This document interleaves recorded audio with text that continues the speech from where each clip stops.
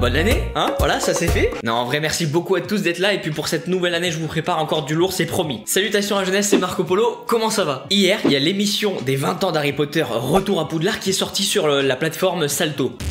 Et du coup j'ai charbonné pour vous sortir une vidéo le plus vite possible sur ce sujet, voilà. Et ouais les gars, j'ai taffé pour vous ce 1er janvier, voilà, c'est pour ça qu'on se retrouve pour une fois dans un décor qui n'est pas celui d'habitude, le décor fond vert, ça m'a fait gagner un petit peu de temps. Alors du coup, bon, on parle de l'émission des 20 ans d'Harry Potter Retour à Poudlard qui est sortie hier sur la plateforme Salto. Pour ceux qui ne l'ont pas comme moi j'ai pas Salto non plus. Bon, j'ai pris un mois exprès pour vous faire la vidéo, mais je crois qu'il y a un mois gratuit, alors je sais pas si tu peux prendre le mois gratuit et résilier sans avoir à payer le mois d'après. Bref, je vous laisse vous renseigner là-dessus, en tout cas je pense et j'espère qu'ils vont le diffuser prochainement à la télévision en gratuit. Alors dans cette vidéo du coup je vais te montrer quelques extraits de l'émission, on va en parler, je vais te donner mon avis sur cette émission qui a été très attendue. Entre nous il y a du bon, il y a du très bon et il y a du mauvais. Et tu peux compter sur moi pour tout te dire. Et reste bien jusqu'à la fin parce qu'en plus de mon avis, il y aura le vote que j'ai chopé un petit peu sur les réseaux sociaux, voilà. Déjà cette émission elle commence avec une mise en scène assez stylée, je vais pas te mentir.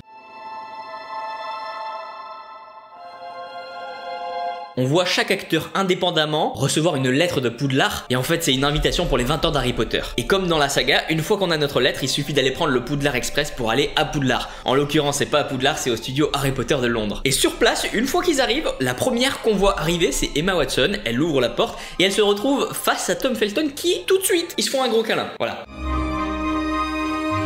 Je tease un peu mais on va reparler de ces deux-là et de leur relation un petit peu plus tard dans la vidéo. Et ensuite on assiste à plein de discussions entre les différents acteurs, à chaque fois par groupe de 2, 3, parfois même seuls, sous forme d'interview. Il y a les acteurs mais il y a aussi les réalisateurs. Et donc ils discutent petit à petit en allant du premier tome de la saga jusqu'au dernier. Et ils abordent les différents grands thèmes de la saga. Alors ils donnent des anecdotes de tournage, comme par exemple les fameuses pauses pendant lesquelles les acteurs jouaient, les acteurs enfants, hein, on les voit jouer, voilà. Mais aussi des petites anecdotes sur des scènes, comme par exemple le fameux baiser entre Ron et Hermione qui était très gênant pour les acteurs parce qu'ils se considéraient comme frères et sœurs. Et donc voilà, film après film, ils sont revenus sur tous les grands thèmes de la saga, l'amitié, l'amour, les valeurs, etc. Bon, et ça, honnêtement, on s'y attendait, hein, c'est le but d'un anniversaire, c'est de revenir sur les films, avec du recul, avec une analyse, et puis aussi avec nostalgie, hein. Et franchement, c'est plutôt sympa, ouais, c'était plutôt sympa. Mais, ouais, parce qu'il y a un mais ce mais, on en parle un petit peu plus tard dans la vidéo. En tout cas, je trouve que dans cette émission, on voit vraiment que les acteurs, ils ont grandi avec la saga. En fait, ils ont passé les différents stades de leur vie en même temps que les personnages. Par exemple, dans Harry Potter 4, le bal de Noël, bah finalement c'est le moment où justement il y a ces tensions, il y a ces phases de séduction, ce rapport entre les adolescents, et bah c'était le même pour les acteurs. Donc en fait les acteurs et les personnages,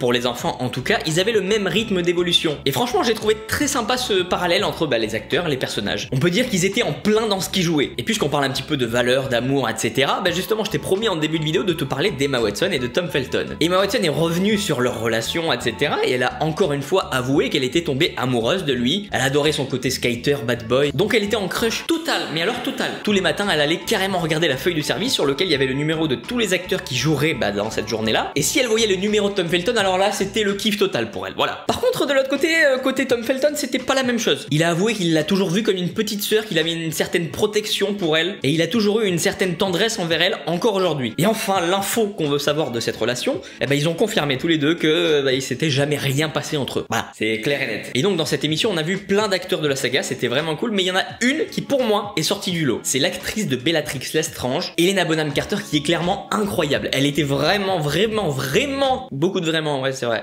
vraiment contente d'être là, et ça se voyait quoi. Elle a apporté une folie que je trouve les autres n'avaient pas. Alors attention, je critique pas les autres, hein, chacun a sa personnalité, elle est peut-être un petit peu plus excentrique que les autres, mais elle a apporté un truc que les autres n'avaient pas dans cette émission. Une joie, une folie, et c'était vraiment cool à voir. Oh, wow. This horrible set thrill of power. Right. You know, like I've had that amount.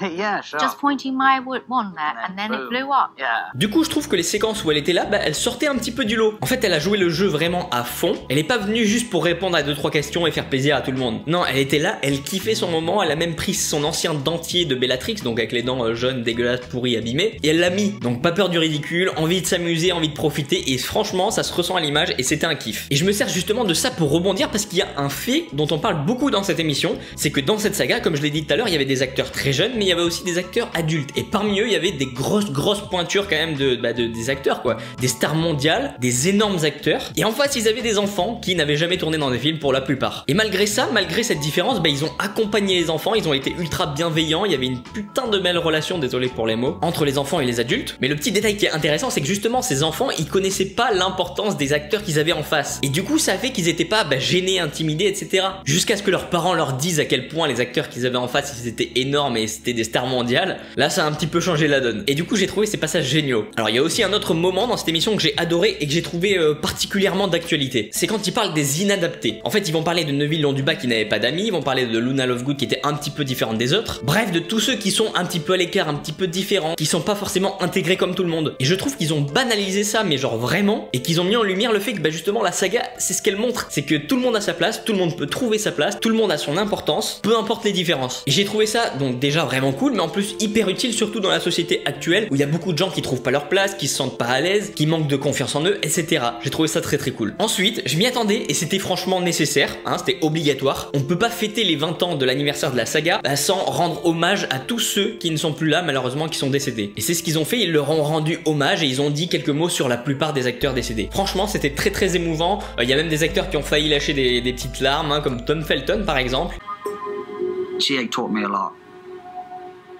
See, I can't even say it. Donc voilà, c'était un passage obligé, mais c'était un passage très émouvant. Notamment au moment où il lève les baguettes, c'était... regarde.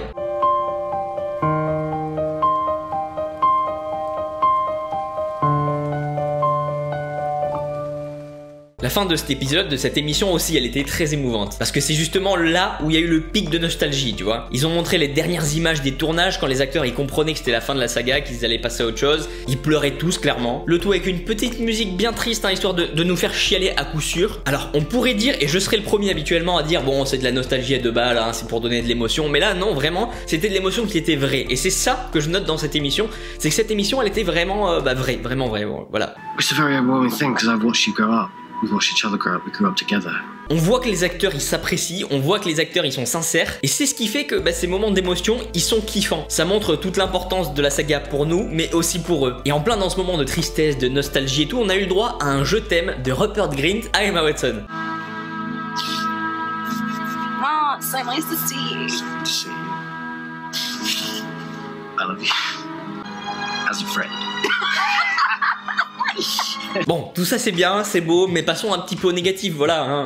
Je vais pas te mentir, je vais être cash, j'aurais adoré qu'ils profitent justement de cet anniversaire et de cette émission pour peut-être à la fin, nous lancer un nouveau projet. Un truc nouveau, un rendez-vous prochainement, quelque chose, un truc quoi. Est-ce que t'imagines, la fin de l'émission c'était tristesse, nostalgie, si après ça tu glisses l'aventure continue avec un nouveau rendez-vous, là ça aurait été incroyable. Mais non. J'aurais aussi beaucoup aimé voir les acteurs rejouer certaines scènes. En plus de ça, honnêtement c'était facile à faire puisqu'ils étaient dans les studios Harry Potter. Alors peut-être pas rejouer n'importe quelle scène, mais quelques petites répliques cultes, des trucs, voilà, j'aurais bien apprécié. Autre chose, j'aurais aimé quelques mots de J.K. Rowling. Alors là, il y en a qui vont me dire oui, il y a eu quelques mots de J.K. Rowling, et c'est vrai, mais c'était des mots issus d'une interview de 2019, ça veut dire qu'elle a pas participé à cette émission en tant que telle, quoi. Ils ont repris des mots d'une interview et ils les ont mis dedans. Alors je rentre pas dans les polémiques, tout ça, je suis pas du tout là-dedans dans cette vidéo, mais juste on peut pas enlever à J.K. Rowling que c'est son œuvre, que s'il y a une personne qui doit nous révéler de nouvelles choses, c'est elle, et que ça aurait peut-être été justement l'occasion qu'elle nous donne des infos qu'elle a jamais donné à personne. Voilà, c'était les petits trucs que j'ai trouvé histoire de râler un petit peu. Voilà, c'était le minimum obligatoire. Alors, mon avis, il est intéressant, ok, mais le vôtre aussi. Du coup, je suis allé voir sur Facebook un petit peu les réactions, l'avis des gens qui ont déjà pu voir l'émission. J'ai beaucoup pleuré et éprouve encore plus de nostalgie. Du coup, je me refais une session des films. C'était sympa, mais en tant que bon fan, j'avais déjà vu toutes les images d'archives. Content de voir J.K. Rowling, juste dommage qu'ils aient mis un point d'honneur à bien préciser que ces interviews datent de 2019. La fin était sympa, je savais que j'allais fondre pour Rupert et Emma. En gros, bien émouvant, mais aucune annonce particulière comme je l'espérais. Mais un très beau moment, j'ai eu la gorge serrée tout le long. Très belle émission, chargée en émotions, always. Je viens de finir et j'ai versé ma petite larme. Beaucoup de nostalgie, beaucoup de pleurs, surtout vers la fin, always. J'ai tellement pleuré tout du long, je suis déshydraté, wow. Toute mon enfance, ils sont émouvants ces acteurs, la vache. Concrètement, on voit que ça a majoritairement plu et que c'est surtout le côté émotion qui ressort. Et ça m'étonne pas parce que, comme je l'ai dit, c'était de vraies émotions, c'était beau à voir. Par contre, niveau information, on n'a pas appris énormément de choses, on n'a pas eu de révélations ou de nouvelles annonces, etc. Donc c'était surtout une émission de retrouvailles, d'émotions, de retour sur la saga, et puis de nostalgie quoi. J'espère que t'as passé un bon moment devant cette vidéo, je te remercie de l'avoir regardé, voilà j'ai tout fait pour qu'elle sorte le plus rapidement possible après la sortie de l'émission, pour que ceux qui ne l'ont pas encore vu puissent avoir quelques éléments d'information, et pour que ceux qui l'ont vu et qui veulent comparer leur avis avec le mien et ceux des réseaux sociaux puissent le faire. En tout cas je vous remercie énormément pour cette nouvelle année de soutien, là c'est une nouvelle année qui commence, je donne tout pour 2022 pour vous régaler, pour vous faire kiffer, et croyez-moi le meilleur est à venir, à très vite.